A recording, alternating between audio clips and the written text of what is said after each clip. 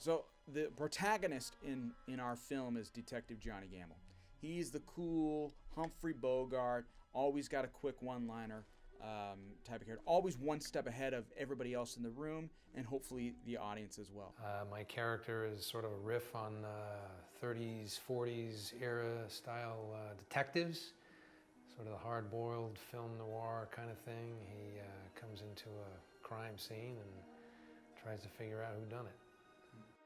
Then you have Dixon Hornsby. He's a professor, an expert in uncial calligraphy, and he's very interested in seeing this codex. He's very interested in seeing this piece. And so immediately you're kind of a little suspicious because the artifact that's stolen is a biblical artifact. He gets sort of wrapped up in this intrigue, but I think his perspective on it, since he's a bit detached from the intrigue, I think he's more bemused by it and interested in how the detective is working his way through the crime and through the solving of it. So to him, it's another academic puzzle, if you will. I am playing Vivian Montague in this film. She's a entitled, snobby heiress who has way too much time on her hands.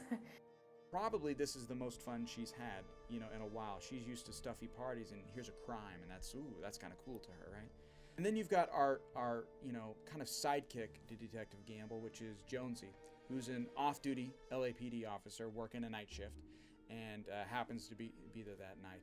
And so Detective Gamble shows up to kind of survey the situation. I know him from the police force. I'm moonlighting and kind of track with him throughout all the cast of characters and try to figure out who did it.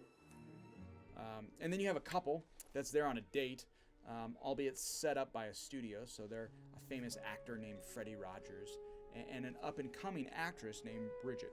Freddie Rogers, he is kind of the Western film star.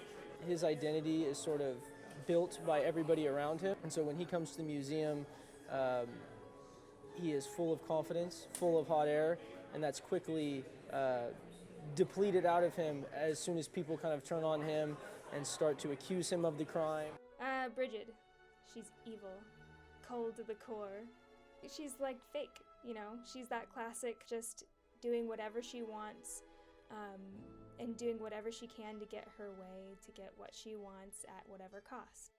And then we have our curator, Monsieur Ugarte, and he's, kind of this uppity French curator who's there, and this is a very precious artifact to him, and the fact that somebody stole this is really, ticks him off.